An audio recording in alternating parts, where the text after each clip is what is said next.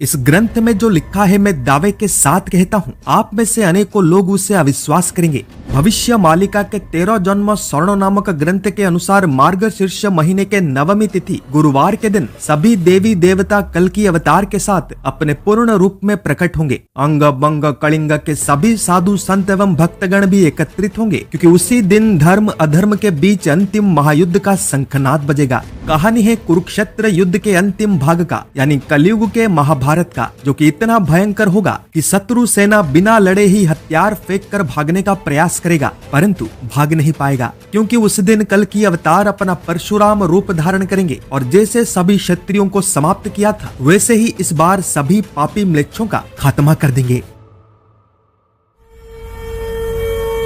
जय और पराजय का विचार छोड़ के कर्तव्य पर ध्यान दो, डर अपने आप दूर हो जाएगा।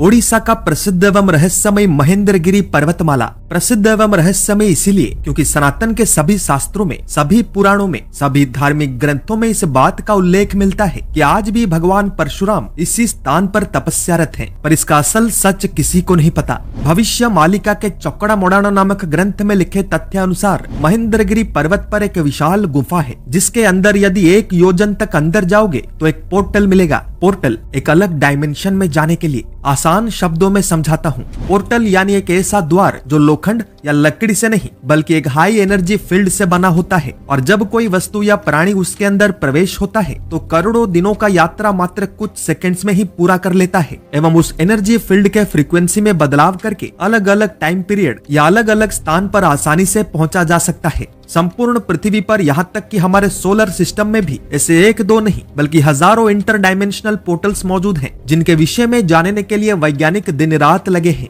महेंद्रगिरी पर्वत को करोड़ों सनातनी एक तीर्थ स्थल के रूप में मानते हैं, एवं प्रति वर्ष 1 करोड़ से भी अधिक पर्यटक या श्रद्धालु इस धर्म स्थल पर आते हैं। यदि उस पर्वत पर किसी गुफा के 1 योजन यानी 12 से 15 किलोमीटर अंदर एक इंटर डायमेंशनल पोर्टल है, तो अभी तक वो किसी को दिखा क्यों नहीं? चलो देखना छोड़ दो, एटलीस्ट उसके विषय में कोई सूचना तो मिलता। तो क्या भविष्य मालिका में लिखे तथ्य गलत है?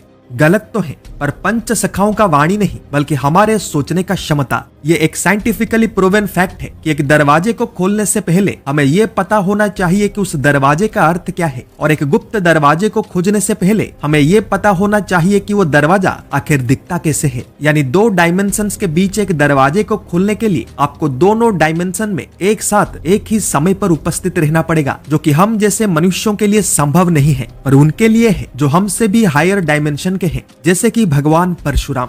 महान ऋषि संत गुरु वेदव्यास एवं महान संत गुरु अच्युतानंद दोनों ने ही इस बात को कहा है कि कलयुग में भगवान परशुराम ही कल की अवतार को युद्ध विद्या का शिक्षा देंगे। पर प्रश्न है कि यदि त्रेता युग में भगवान परशुराम जी ने श्री राम जी को युद्ध विद्या का शिक्षा नहीं दिया था, यदि द्वापर युग में श्री कृष्ण जी को युद्ध विद्या का शिक्षा नहीं दिया था, तो आखिर इस कलयुग में कल की अवतार को क्यों देंगे? वीडियो के अंत तक जुड़े रहें, क्योंकि अब ये कहानी बहुत ही रोचक होने वाला है। आज से 600 साल पहले भविष्य मालिका में संत गुरु अच्युतानंद जी ने कहा था कि नासो जीवे दुष्ट लोक हेबो हाणगोल लीला देखुथिब बसी अच्युत पामर टाण करी देखुथिबे जेउ लोक माने टळमळ होइबे कलंकी सनिधाने। अर्थ नाश हो जाएंगे पापी, आरंभ होगा भीषण रण, लीला देखते रहेंगे बैठकर अच्युत उषीषण। अहंकार में जी रहे होंगे जो भी मनुष्यगण, बचकर भाग न पाएंगे जब होगा कल्कि का आगमन। इस भविष्यवाणी में कलयुग के महाभारत एवं कल की अवतार के आगमन का वर्णन किया गया है, जिसके अनुसार ये जिस दिन पर होगा उस दिन सभी पापी म्लेच्छ धर्मद्रोही तथा शत्रु भय से कांप उठेंगे, क्योंकि उन्होंने आज तक ऐसा भयंकर दृश्य कभी देखा नहीं होगा। सबका अहंकार चकनाचूर हो जाएगा, किसी का बुद्धि तब काम न आएगा, धन दौलत का दिखावा तब गायब हो जाएगा, यानी एक भी कलिग्रासित तब बचकर भाग नहीं पाएगा। क्योंकि एक और पंक्ति में गुरुदेव ने कहा था कि सकल दिगरु देवता देवी हेबे बाहर, नर अंगे मिली खेलिबे कटक जे कटीर, क्षण करे छाड़ी पलाई जिबे त्रिजटा अंश, जगन्नाथ प्रभु कटके होइबे जे प्रवेश।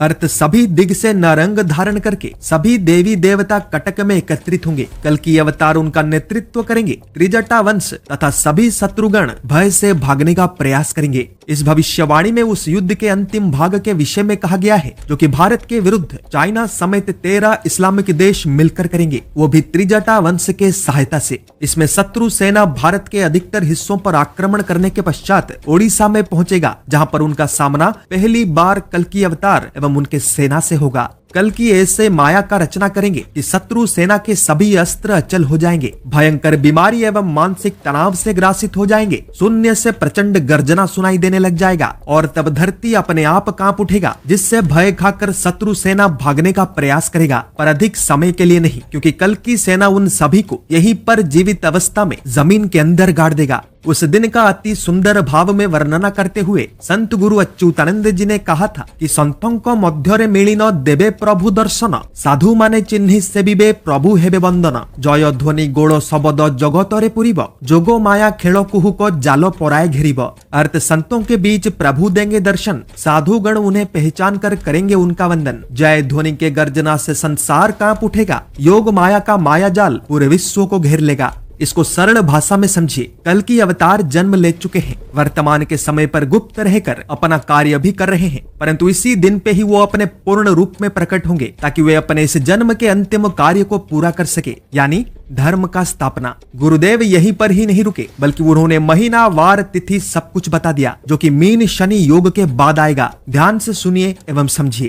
अंग बंग कलिंगर संथन भकत, ए सबु होइबे नाथ जेउ दिन जुक्त, समस्ते बसिण तहि विचार करिबे, मेला सारिण जे जाहार बाहार होइबे, मार्गशीर नवमी जे हेब गुरुवार, सेहु दिन समस्ते जे होइबे बाहार। अर्थ अंग बंग कलिंग में जितने सच्चे भक्त होंगे, एक दिन वे सब एकत्रित अवश्य होंगे। सभी बैठकर आगे का विचार करेंगे, सभा समाप्त करके अपना अपना कर्म करने चले जाएंगे। मार्गशीर्ष नवमी दिन होगा गुरुवार का, उसी दिन दर्शन मिलेगा कल्कि समेत इन सभी का। सनातन पंचांग का 9वां महीना यानी मार्गशीर्ष मासम के नवमी तिथि गुरुवार के दिन ओडिशा के कटक नामक स्थान पे समस्त अखंड भारत वर्ष के सच्चे भक्त एवं साधु संत एकत्रित होंगे, क्योंकि उसी दिन कल्कि अवतार अपना परशुराम रूप धारण करेंगे और जैसे पहले सभी क्षत्रियों को समाप्त किया था, उसी तरह इस बार भी सभी पापी म्लेच्छों के कुल का नाश कर देंगे। क्या आप बता सकते हैं कि भगवान परशुराम जी के मुख्य अस्त्र का नाम क्या है? जल्दी से उत्तर कमेंट कर दीजिए, क्योंकि सही उत्तर देने वालों में से एक का नाम मैं कल के अध्याय में प्रकाशित करूंगा। पिछले अध्याय में मैंने पूछा था कि 2007 में भारत के कौन से प्रसिद्ध आर्कियोलॉजिस्ट के नेतृत्व में द्वारका का फुल सर्वे किया गया था। सही उत्तर है डॉक्टर SR राव। विजेता है रीमाराज 5315। हमारे परिवार से जुड़ने के लिए आपका बहुत बहुत धन्यवाद। आप भी इस परिवार का हिस्सा बने। लाइक, शेयर, सब्सक्राइब एवं फॉलो करें, ताकि सच हर घर तक पहुंच सके। जय जगन्नाथ, जय पंचसखा, जय हिंद।